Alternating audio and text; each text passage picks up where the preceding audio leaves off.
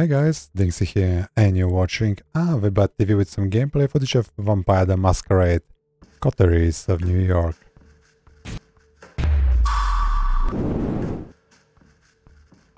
Unity game came out today on Steam on the 11th of December. We're gonna check it out, visual novel. Set in a rich, fully licensed universe of Vampire the Masquerade 5th edition.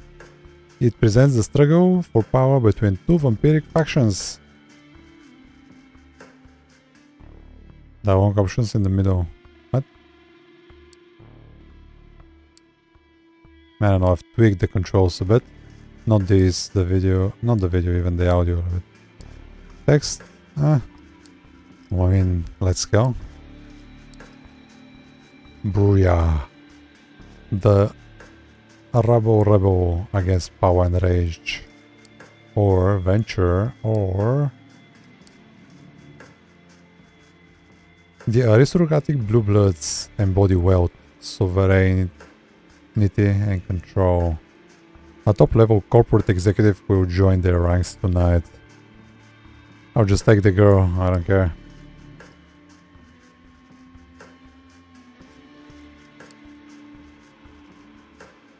Now let's go. New York taught me to believe in fate. I need to press continue? Ah. Had you asked me about fate, what? When I was human, I would have told you it's just superstitious bullshit. That we're all designers of our own destinies. That belief shattered when the richest woman in the United States, the actual richest one, not a face you could have seen in the papers, of course, sank her teeth deep into my neck. It happened in the very same place you're standing in right now, by the way. Fate? You decide.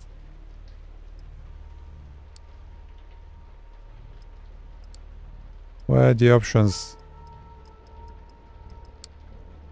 The text size is too big. I had to scroll. Okay. Please, there's absolutely no need to be hostile. Just listen for a little longer.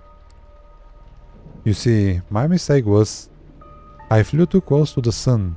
It makes sense that my punishment was to never see it go again. I was incandescent myself. I was hot shit. I had it all. Money, looks, confidence, connections, men, women, a career and a spark in the eye that you need to be born with. And that's when someone far more powerful than me saw my radiance and thought, that won't do. She robbed me of the light erupting from within me and gave me a subtle, enduring gleam in its place. She decided it would fit me much better. She was a 9th generation kindred, just like you, an apex predator. She probably enjoyed showing me a peak of human excellence, my real place in the food chain. It's such an eyesore when you look at some loudmouth braggart and see them for all they really are. The temptations to teach them a lesson can be unbearable, right? Well, my sire's lesson was a lesson about fate, a message saying, you are eternally doomed to being at the mercy of your sovereigns. It almost drove me to destroy myself. What saved me was the ability to reinterpret her teachings. Hers wasn't a message of doom, it was a message of hope. Fate exists, and one can shape it if given the right tools. My sire didn't believe my tools were fitting for the job. She considered them toys, and me, just her amusing subject. When she's deader than dead, now and I'm still here, standing right now, where she stood where we first met. Oops. You might have wondered how I've learned about your arrival to JFK Airport. My answer is, of course, destiny. As luck would have it, today happened to be the day some of my associates were inspecting the coffins. Driving you here straight from the plane and having you wake up in such an unfamiliar place was a little desperate, and I do apologize for it. But it is so rare for you to visit New York 3 times in the last 15 years, was it? And you're never eager to inform me you're here. I understand you still have that meeting on 53rd Street later tonight, so I'll provide a comfortable transport I value our relationship very much, don't get me wrong. But it's precisely because I value it that I'm going to ask you to repay the favor you owe me. You're the only one I trust to do the job well, and without attracting attention. You might think I'm crazy asking you to breach the rules of our society like this. You might think you won't get away with it unpunished. But this is New York. And I don't know about other cities, but in this one, fate really exists. And right now, it's smiling in your favor. This is how it begins. Your phone rings. It's your boss again. The setting sun that filled your high-rise office an hour ago is gone. The city looks like an ocean of white from up here, spreading for miles to the north. You pick up. You're about to call it a day. Forget about the world of fintech and decompress it home. No dice. One of the investors wants to meet you, his voice as always, the perfect mix of authority and sleaze. He'll come by your office in an hour. You look at the clock. An hour? He's gotta be kidding. Yeah, I know, but stick around. He's a heavyweight. You want to make a good impression. Fine. You grit your teeth a little. The boss hangs up. 2 hours. Might as well pour another coffee into yourself and figure out how to best use this to your advantage. You suspect everyone knows that no, you're actually not happy with your current position. That in fact you feel squished against the glass ceiling that comes with the territory. Sure, your idiot superior might have gotten the job only because he's the CEO's golfing buddy, but you're going to put an unholy amount of work into your advancement. Times were, you laugh. Wait. Times were, you'd laugh at the idea of staying in the office until 9 PM. You had a partner to go home to, the nightly Netflix and chill ritual to perform, complete the pizza or Chinese takeout. Ever since you moved up the ladder though, your hours have only gotten longer. Food? Mostly at the company cafeteria, sometimes takeout, always in a rush. You praise the heavens for your crazy metabolism and dread the day it finally decides to give up. The rest? At this point, the cleaning lady who takes care of your apartment probably spends more time in your bedroom than you do. You flash back to your boss quoting Shakespeare to impress his new, extremely attractive and uncomfortably young secretary. For some must watch while some must sleep, so runs the world away. Drinks? Mostly with your colleagues, and they all pretty much hate you at this point. Another flashback to the time, to the most profitable quarter in the company's history. Still, the board decided that layoffs were in order. It's always like that. Your boss didn't feel like letting people know in person, so he passed that privilege on to you. Gotta hand it to him, he always knew how to pick his battles. But maybe, just maybe, tonight is the night it's all going to change. You decide to play the good looks angle. Nothing too sweaty. You leave your blouse slightly unbuttoned. Check if your ass looks as good as you remember in your pencil skirt. Mirror says yes. It's not something you're proud of, but you've become too jailed, too dated to care. Knowing your luck, the investor is going to be one of two types. A self-obsessed musk wannabe in his 20s, or a fat old pervert drenched in cologne. Yeah. You hear the elevator ding, time to get this show on the road. You take one final look in the mirror and fix your hair as the footsteps echo across the empty hallway. The man who approaches your office is not what you expected. He's slick to be sure, but he seems a bit more refined than your usual company man. Expensive suit, matching tie and shirt, confident in his stride, surprisingly good looking. Good evening, I hope this unforeseen visit isn't too much of an inconvenience. God, that voice. You're taken aback by how smooth and strong it is, and his eyes, still blue, cold, intense. He's all business, professional, treats you like a manner that's appropriate to your stature. When he speaks, he actually looks you in the eye and not at your cleavage. He asks some question about your work, tells you how he noticed your input after talking to the CEO, another golfing buddy, and comes charmingly close to calling your boss an incompetent doofus. All the while you try to guess his accent, but can't quite place it. European, sure, but where from? I know I kept you long enough, but would you indulge me and join me for a drink? Of course, for a minute there, it seems like he wasn't that kind of a guy. But what the hell, you go with it. He seems nice enough. Besides, it's not like you have other plans. The investor has a limo waiting downstairs and the driver takes you to a high-end restaurant at Williamsburg. A seat is waiting for you in the deluxe lounge. It's just the two of you. Smooth jazz playing in the background. You talk about this and that. Your companion seems to have a knack for history. So tell me, what would you do if you had full control of the company? You almost choke on your wine. This is your chance. You say what's been on your mind for months, but hide it behind a veneer of professional corporate bubble. Refocusing, listening to your instincts for one, restructuring, kicking out your boss, aggressively pursuing new markets, getting the hell away from all those horrible people. He likes the sound of that. He leans forward. His eyes flash with intensity and something else. A strange emotion that wasn't there before. You'll do just fine. His words echo inside your head and you back out. And you black out. You wake up, God only knows how much later. As you try to piece together what happened, you hear a familiar voice. The investor, or whatever the hell it is, talking to someone. You suddenly recall snippets, pigmented memories.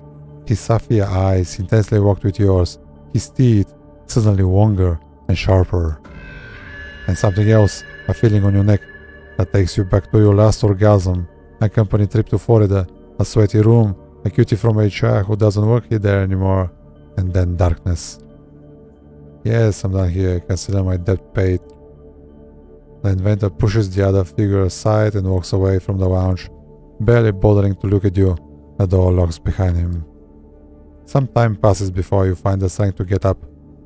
You get up from the couch. You touch your lips. But did that asshole hit you? You try to stand up, but your head is pounding, and your stomach is like a heavy knot pulling you down. You didn't have that much to drink. You must have spiked your wine. This is bad. You frantically check your walls. Pristine. Doesn't make any sense. All of a sense, a feeling hits you like anything like you've ever felt before. You fall to the floor, writing in an unencompassed pain and what? Writing?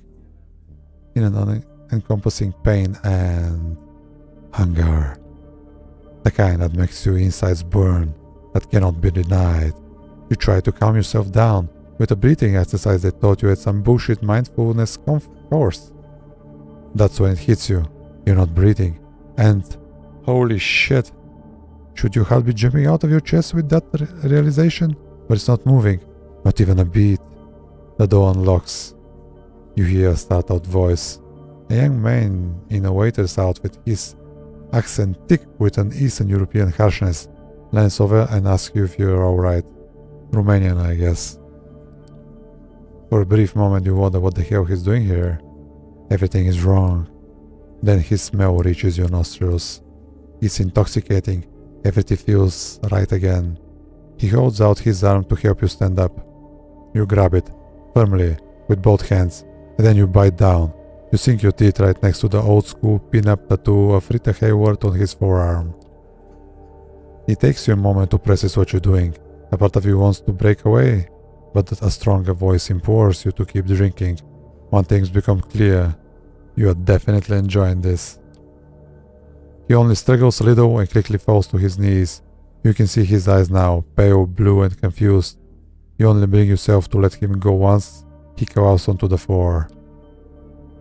Your bite leaves a mess of his forearm. Poor Rita, all bloodied, missing half her face. Did you just drink this guy's blood? You spit out a piece of torn flesh. That's why? Where? What was in that fucking wine? Barely able to focus, your heart is in your lungs still motionless. You reach for your phone and dial 911. 911 operator, what's your emergency? I can't breathe. Oh baby. Ma'am, where are you right now? The door to the lounge swings open. The man who enters is not the one that brought you here, though there are similarities. He's tall for one, broad-shouldered, handsome, dressed in an immaculate suit, but his skin is darker, and the look in his face tells you he is not here to negotiate a deal. He notices the smartphone in your hand. Keanu, is that you? Pass me the phone if you want to leave. The man's voice is persuasive, calm, but carrying clear threat. He's got the aura of a viciously efficient corporate shark. You find it hard to argue with him. Ma'am? Hello? I apologize for wasting your time. My new colleague got drunk and is now trying to impress everyone with her antics. Good night. He disconnects the call and places your phone in his pocket. For whatever reason, you can barely take your eyes off the stranger. As hypnotizing as his presence is, though, it is also highly discomforting. Good evening, miss. I'm here to pick you up. Who are you? I'm your guide through this perilous night. The stranger approaches the waiter and examines his body. Critical condition, he might live. Anyway, he then sets his sights on you. I know this is all new to you, but I've dealt with hundreds of strays like you. And going by experience, they tend to fall into two categories. First, they are the smart ones who carefully obey me, my every word and don't try to pull off anything stupid. I always get them where they need to be, safe and sound. And then there are the dumb ones. The punks who thought they could take me on. The wise guys who tried to contact somebody secretly and without permission. The troublemakers who tried to run off or make a scene. None of them got to their destination in one piece. In fact, most of them never reached their destination at all. His voice becomes slightly bored and monotone. You can tell he's given this speech before, like dozens of times. So you see, while I generally consider myself pretty smart, I'm also a Mets fan. It's one of my true weaknesses. One that inspires me to come up with a 3-strike system when dealing with pups like you. If you get on my nerves once or twice, well, I understand. Not all of us perform well in stressful situations. But cross me 3 times and you're out. No excuses, no forgiveness, no mercy. As he's talking, he slowly approaches you, adding a bit of theatrical swagger to his walk.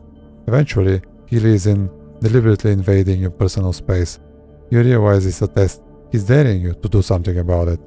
3 strikes and you're out. Say, I understand, sir, now. Every atom of your being screams for you to obey his authority. Fuck. I only address my superiors as sir.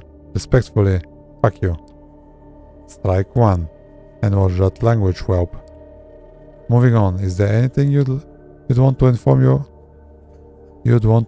of your current situation? Tell them you're alright? He flashes his fangs briefly, and for some reason the sight sends a chill down your spine. There's something very, very wrong about him. Someone closest to you?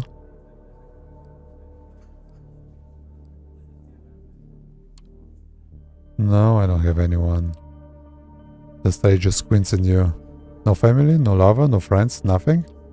A job. Your blank state tells him the whole story.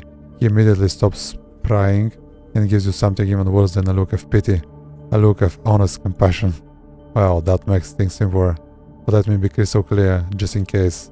From this point on, you're the subject to different walls than the ones you grew up under, and you'll be watched by many eyes to ensure these laws are respected. You're forbidden from letting everyone know you're still alive. You're forbidden from showing your face anywhere they know you. If anyone comes looking for you, it's over for both you and them. That practice tone again. You put on your poker face and listen in silence. So, unless you want your boss to end up at the bottom of the Hudson, I suggest you cooperate. Don't tempt me. Okay, I'm enough. That's about all of reading, guys. But yeah, the writing's kinda cool.